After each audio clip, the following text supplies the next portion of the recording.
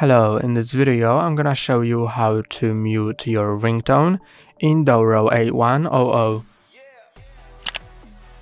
To mute the ringtone, click on one of the volume buttons. Then click on this bell icon and choose the crossed bell icon, and now calls will be muted.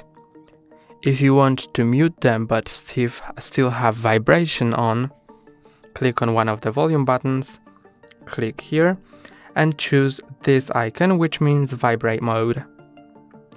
And that's all for today. Don't forget to like and subscribe. See you next time.